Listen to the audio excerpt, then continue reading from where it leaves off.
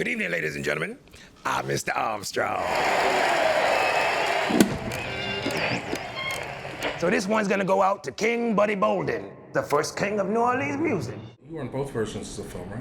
Yeah, I mean, my stuff hasn't changed. So, it was the same role? Everything that I shot. One would say he wanted the footage to come up to the level of the Louis Armstrong.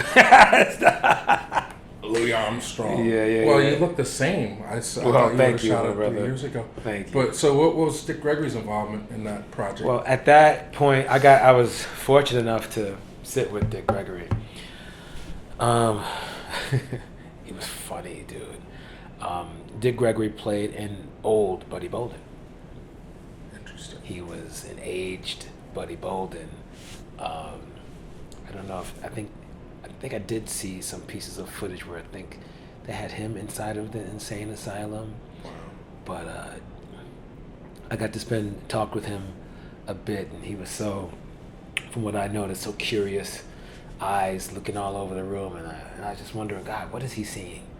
You know what I mean? And he felt, he was funny, but he felt frustrated to me. I felt like he was like, you all aren't seeing what I'm seeing. And then he was amazed at the same time at what he was seeing, you know, this production and, yeah.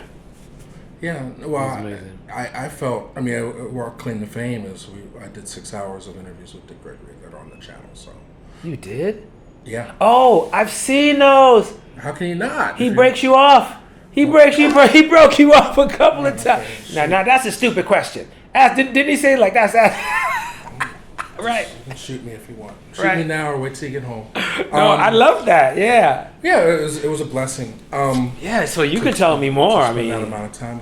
Well, I know. But no, I was just curious because when we initially talked to him, I asked him about his film career, and he said, "I don't really do films, but I'm in this movie Bolden." So instantly, when I saw this was coming up and I got the call, I said, "I have to be here." Right. You know, so I didn't realize that it was actually done and then redone. It was the first incarnation of the movie. But your Louis Armstrong stays the same. Yeah. And I was reading in the press notes that you had a connection already, like the film kind of gravitated to you in a very interesting way, this role of Louis Armstrong. Yeah, I've been working on my own project about Louis, a stage show. And it's the kind of shit that never happens in Hollywood. I was already in with Pops. I get the script for Bolden, and I didn't even know what the word meant, Bolden. I was like, Bolden? Something is emboldened? I didn't know what it meant. I open the script, and the first character I see is Louis Armstrong. And I'm literally holding a trumpet and a handkerchief while I'm reading the fucking script. And I'm like, this never happens. Mm-hmm. Read the script, and it was all voiceover at that point. It was all voiceover. So in the audition, my agent sent me the script, and the audition was for a Creole character. And, you know, I don't know if any of your audience members know what a Creole looks like, but it ain't me. Mm-hmm. So I go to the audition, I got my suit, my horn, my handkerchief, and I sign on the sign-in sheet, Pops. And I just sit there in the lobby. Casting director comes down, looks at me. I go, good evening.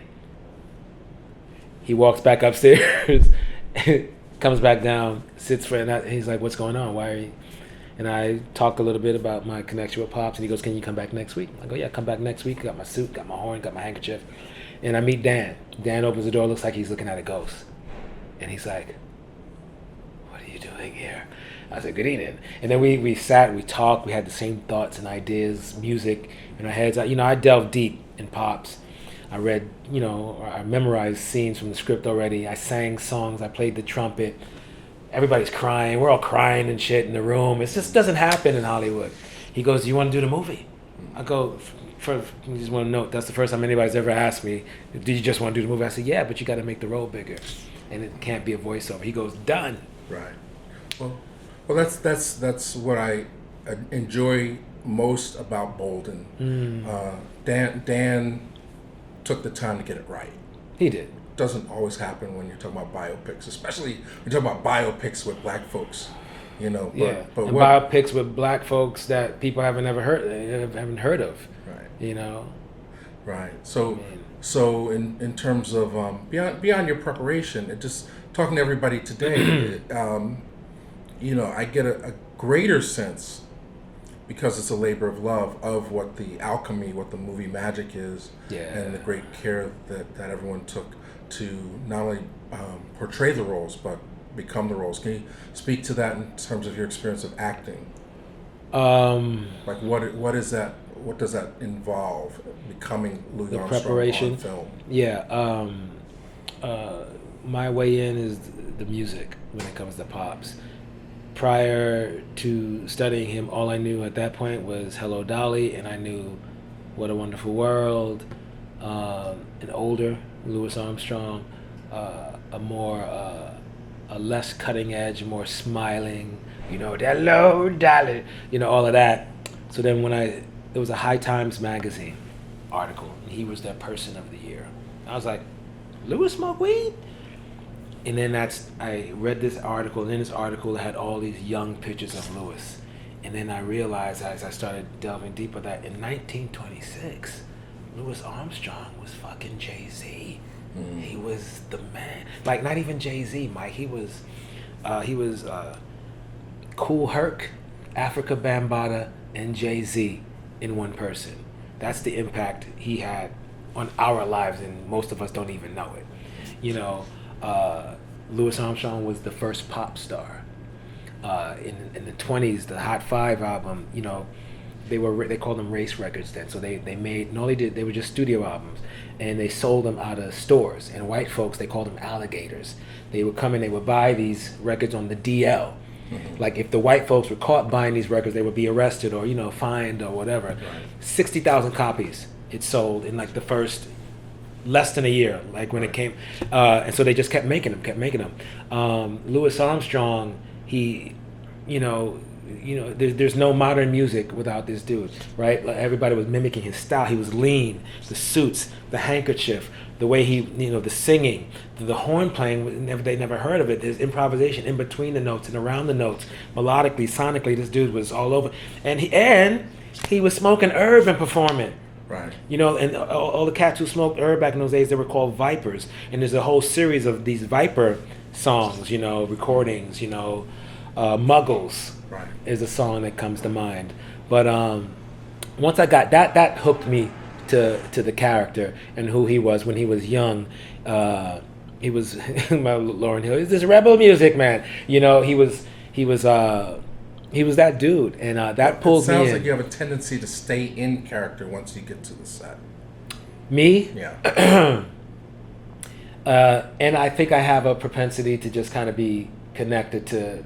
I think there's something in him, in terms of putting out that love that I connect with in general, that I kind of innately understand. So you feel like Louis, it wasn't anger, like, because my great Louis Armstrong quote is Richard Pryor in his book. He says the first time he met Louis Armstrong, he said, "Hey, how you doing, Louis," or Louis, as you say. And he says, "Well, white folks still in the lead." That's in my play. Yeah. Right now. Right. Yeah. So that depicts a certain anger. And For sure. I think the movie does such a fabulous job of sort of synthesizing all the things that make jazz or create that melange of what is the underneath, sex, the rebellion, the violence, some of the spirituality, but it's all. What is that? Yeah. What are those ingredients to you when you listen to the early? Oh yeah. movie? Well, the great thing about Louis Armstrong, he would have thrived in 2019 because there are these recordings that exist in the archives, and all he did was press the tape recorder and record conversations. And in those conversations, which I've been privy to hear, you can go, anybody this public, he speaks about the anger that he had that black folks didn't come to see his shows, that people called him Uncle Tom. People said he was coon. He was like, "When have I ever coon? I never coon." And he's cussing on these recordings. He's telling bawdy jokes, nasty jokes, and it gives a whole other side to what that persona is. And basically, it's like the first podcast.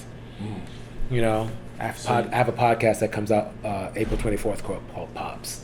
Okay. Oh. Also, yeah. So we have to tune into all of that. Yeah. We're in limited time, so I really appreciate you taking the time not only to speak with us, but to reconnect. Yeah, brother. It's good to see you again, man. Bringing back those memories. All the way back 1990s, New York City. Crazy because I'm 25 now, so it's amazing you look like you're at least 10 years younger in that movie. You don't age. Just for Men is an incredible product.